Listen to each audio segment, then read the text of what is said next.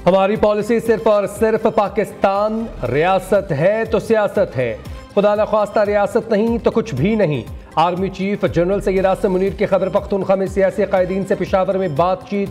Army chief ने कहा, क्या फसाद फिल अर्ज अल्लाह के नज़दीक एक बहुत बड़ा गुनाह नहीं है। पाकिस्तान अफगानिस्तान से हमेशा बेहतर ताल्लुकात का ख्वाहां रहा है।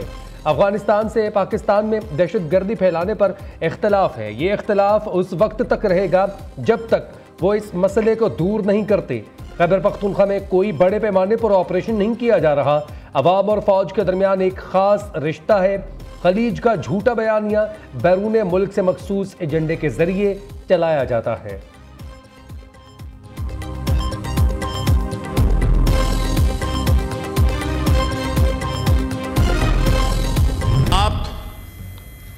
इंतकाम में इतने अंधे हो गए कि आपने सीरतुल नबी पे बनने वाली का मकसद रखने वाली यूनिवर्सिटी को आपने कंट्रोवर्शियल बना दिया। एक पैसा एक धेला इमरान खान या बुशरा बीबी के अकाउंट में नहीं आया, न वो आना था।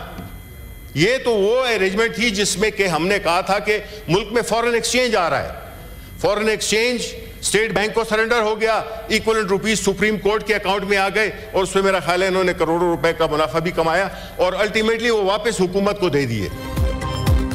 एक साल में सियासी इस्तेहकाम आया ना ही मुआशी। हुक्मरान बताएं मुल्क में कितनी बराह रास्त सरमायाकारी की गई।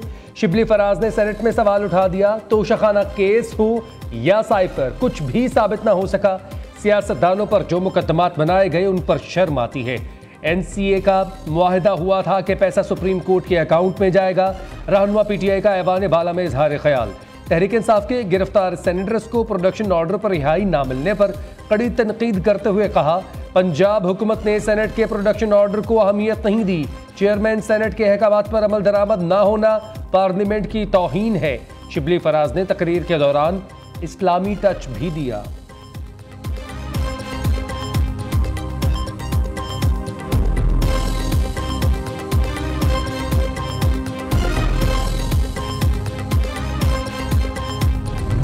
किस मुंह से PIA के नाम लेते हैं?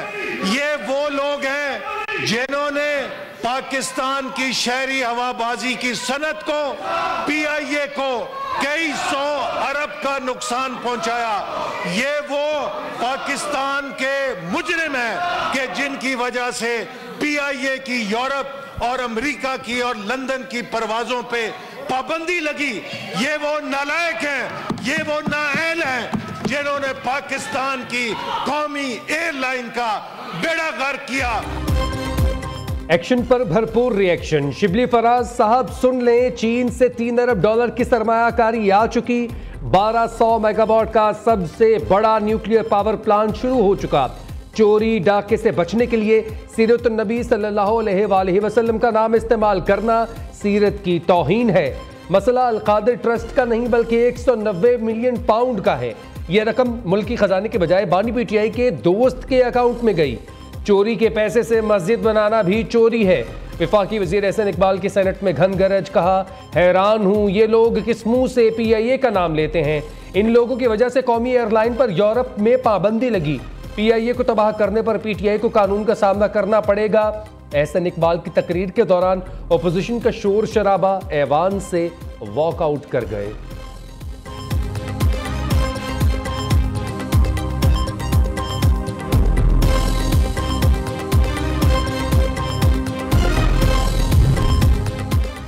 अदालतों के मामलात में मजहब को नहीं लाना चाहिए। अपने गुनाह छिपाने के लिए दीन को शील्ड के तौर पर इस्तेमाल ना करना चाहिए। वज़ीर कानून आज़म नज़ीर तारड़ ने कहा, सेनेट में अपोजिशन का रवैया अफसोसनाक। PTI वाले अपनी चोरियां छिपाने के लिए शोर शराबा करते हैं।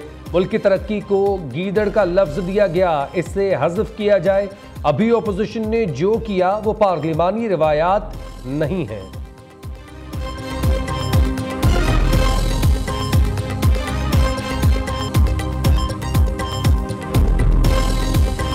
जब भी कहीं पे मुज़ाकरात होते हैं तो हॉस्टिलिटीज़ जो है ना वो सीज़ हो जाती है, यानी कोई फायरिंग जो है एक दूसरे के ऊपर बंद कर दी जाती है। इन्होंने कल जो हंगामा किया है और जिस किस्म की ज़बान इस्तेमाल की है, मेरा ख्याल है उससे बिल्कुल और यहाँ है कि ये मुज़ाकरात एक स्मोक स्क्रीन है, ये लफ्ज़ मैंने कल भी इस्तेमाल किया था। इनके मकासद कोई और हैं और आपको चंद दिनों में पता भी लग जाएगा। मेरी दुआ है कि मुज़ाकरात कामयाब हैं। मुज़ाकरात के साथ साथ ये जो सिलसिला चल रहा है, ये मुज़ाकरात के मुतल्लिक़ जो है बहुत बड़ा सवालिया निशान है। वज़ीर दिफ़ा ख्वाजा आसिफ का मुज़ाकरात की कामयाबी के लिए पीटीआई से सीज़ फायर का मुतालबा, कौमी असम्बली के तक़द्दुस को पामाल करने से कुछ हासिल ना होगा। ऐसी सूरत हाल पर हम मुज़ाकरात में कैसे आगे बढ़ेंगे। पीटीआई आज भी मुज़ाकरात में संजीदा नज़र नहीं आ रही। ख्वाजा आसिफ की मीडिया से गुफ्तगू, कहा बातचीत के लिए दोनों अतराफ से लफ्जी गोलाबारी बंद हो जाती है। अपोजिशन ने जो जुबान इस्तेमाल की, लगता है वो मुज़ाकरात नहीं चाहती। बानी पीटीआई को किसी भी वक्त डील ऑफर नहीं की।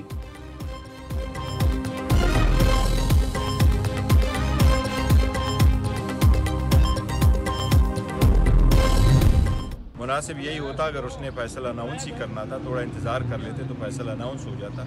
अब जो भी फैसला होगा इंशाअल्लाह ताला 17 को आ जाएगा। हमें उम्मीद है अला अदलिया से कि हमें इंसाफ मिलेगा, लेकिन इसका जो मुज़ाकरात है उससे कोई ताल्लुक़ नहीं होना चाहिए और न मुज़ाकरात से कोई ताल्लुक़ होगा। वो खान साहब ने दो टोक अल्फाज में कहा है कि कोई डील नहीं होनी और हमारे मुज़ाकरात होने, मैंडेट न होने का हमारा अभी भी वो क्लेम है और पिटीशनें पेंडिंग है। 75 पिटीशनें हमारी पेंडिंग है। फैसले का ताल्लुक मुज़ाकरात के साथ नहीं होना चाहिए और ना ही है। मुज़ाकरात मुल्क में सियासी निज़ाम के लिए बेहतर हैं। मैंडेट के हवाले से अपने मौक़िफ़ पर कायम है। Chairman PTI barrister Gohar Ali Khan की मीडिया से गुफ्तगू। जेयूआई के सेनेटर कामरान मुर्तज़ा कहते हैं सबको मालूम है मामलात कहीं और तय होने हैं, उन्हीं की मर्जी से मुज़ाकराती तारीख का ऐलान किया जाता है।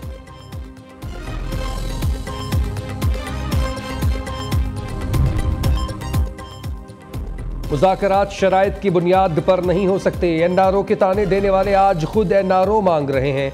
गवर्नर खैबर पख्तूनख्वा की तनकीद, वज़ीर आला अल-यमीन गंडापुर भी खूब बरसे। फैसल करीम कुंडी ने कहा वज़ीर आला खैबर पख्तूनख्वा विफाक के सामने जाकर अपना ज़ाती रोना रोते हैं, बाहर निकल कर केस तब्दील कर लेते हैं। 520 अरब रुपए खैबर पख्तूनख्वा हुकूमत को NFC अवार्ड में मिले, वो कहाँ गए। सूबे में लूटमार का बाजार गर्म है, हर शोबे में करप्शन है, नौकरियां बिक रही हैं। सूबाई हुकूमत 25 किलोमीटर के एक रोड पर अपनी रिट कायम नहीं कर सकी। फौज के बगैर ये अमन कैसे कायम रख सकते हैं जो पाकिस्तान के आइन और कानून को नहीं मानता। सुन ले फिर डंडा चलेगा।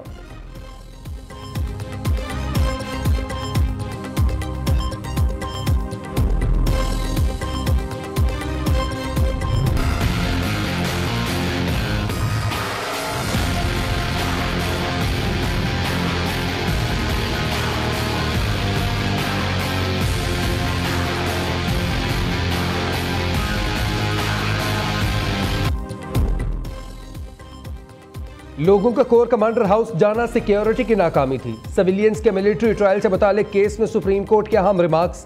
आर्मी एक्ट का दायरा जितना आप वसी कर रहे हैं उसमें तो कोई भी आ सकता है। फौजी अदालतों में सिविलियंस ट्रायल के खिलाफ केस की समाअत के दौरान जस्टिस जमाल खान मंदोखिल के रिमार्क्स। कहा आर्मी एक्ट के तहत तो जुर्म तब बनेगा जब कोई एहलकार शिकायत करे या मुलव्विस हो। मौजूदा केस में किसी पर फौज को काम करने से रोकने पर उकसाने का इल्जाम है। जस्टिस हसन अजहर रिजवी ने पूछा क्या 9 मई के वाकयात में किसी फौजी ऑफिसर के मुलव्विस होने पर ट्रायल हुआ। लोगों का कोर कमांडर हाउस के अंदर जाना तो सिक्योरिटी की नाकामी है।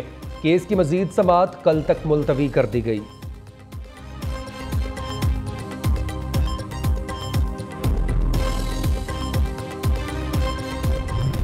कुर्म में हालात नॉर्मल, मोर्चे खत्म किए जा रहे हैं। उम्मीद है तमाम स्टेक होल्डर्स मिलकर अमन बरकरार रखेंगे। मुतहारिब ग्रुप में उम्मीद है कि अब लड़ाई नहीं होगी। 2018 जैसे पुरअमन हालात वापस लेकर आएंगे। फितनल खवारिज के खिलाफ दिन रात कार्रवाइयाँ की जा रही हैं। वज़ीर आज़म शहबाज शरीफ का काबीना इजलास से खिताब। कहा पंजगूर में तजारती क्रॉसिंग से कानूनी तजारत को फ़रोग़ मिलेगा। PTI के साबिक़ वज़ीर की एक तकरीर से PIA को भारी नुकसान उठाना पड़ा। यूरोप में कौमी एयरलाइन का फ्लाइट ऑपरेशन शुरू हो चुका। उम्मीद है जल्द लंदन के लिए भी डायरेक्ट फ्लाइट शुरू होगी। ख़वातीन की तालीम के लिए चैलेंजेस का सामना है।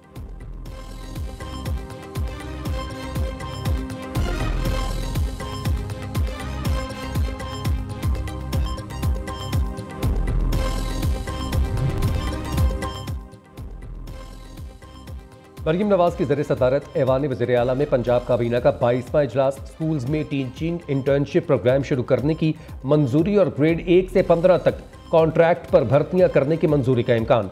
नॉन फॉर्मल एजुकेशन के असातिज़ा का एजाजिया 12,500 से बढ़ाकर 20,000 रुपये माहाना करने का भी इम्कान।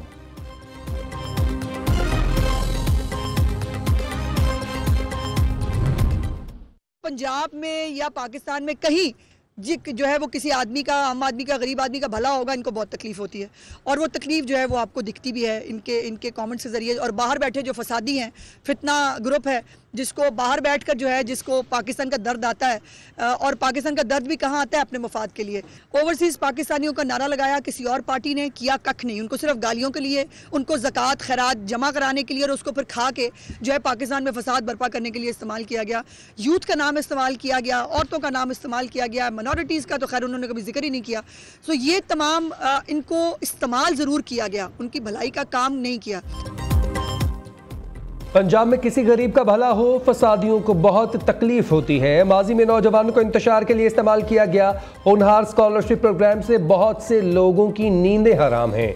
वज़ीर इत्तलात पंजाब अज़म बुखारी की लाहौर में मीडिया से गुफ्तगू। कहा, वज़ीर आला मरीम नवाज पंजाब की तरक्की के लिए कोशा हैं। 1 लाख स्टार्टअप्स को रवां साल शुरू किया जाएगा। पंजाब आसान कारोबार स्कीम और हिंदू मैरिज एक्ट की भी मंजूरी दी गई है।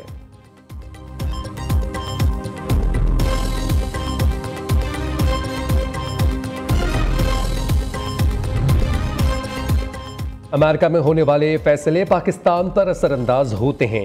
बानी पीटीआई अमेरिका की जानिब नहीं देख रहे, वो इस बारे में साफ कह चुके हैं। असद उमर की इंसदाद दहशतगर्दी अदालत में पेशी पर गुफ्तगू। साबिक वफाकी वजीर फवाद चौधरी ने कहा, देख रहा हूँ माहौल कुछ बेहतर हो रहा है। वफाक की जानिब पंजाब हुकूमत ने भी मुज़ाकरात की ऑफर की। ये अच्छा इकदाम है, पीटीआई को मुज़ाकरात करने चाहिए।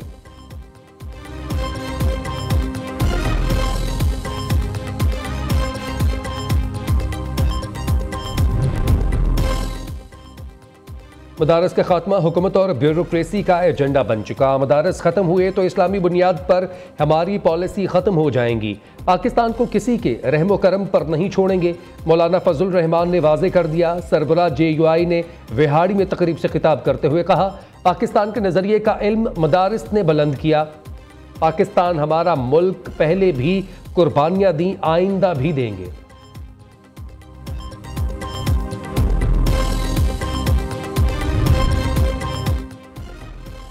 सिंध में जल्द EV टैक्सी शुरू करने जा रहे हैं। इससे मुसाफिरों के लिए आसानी और माहौलियाती आलूदगी में कमी होगी। सिंध के सीनियर वजीर शर्जील मेमन कहते हैं, सिंध हुकूमत पहली सूबाई हुकूमत के जो माहौलियाती कमी के इकदाम कर रही है। ट्रैफिक और वार्डन दरअसल हीरो हैं जो हर मुश्किल में ट्रैफिक की रवानी बरकरार रखते हैं।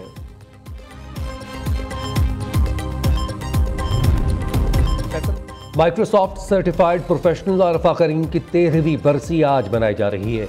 दुनिया की कम उम्र तरीन माइक्रोसॉफ्ट सर्टिफाइड प्रोफेशनल का एजाज़ हासिल करने के अलावा फातिमा जिन्ना गोल्ड मेडल, सलाम पाकिस्तान यूथ अवार्ड और सदारती प्राइड ऑफ परफॉर्मेंस जैसे दीगर एजाज़ात हासिल किए। अरफा करीम मुख्तसर अलालत के बाद 16 साल की उम्र में आज ही के दिन चल बसीं।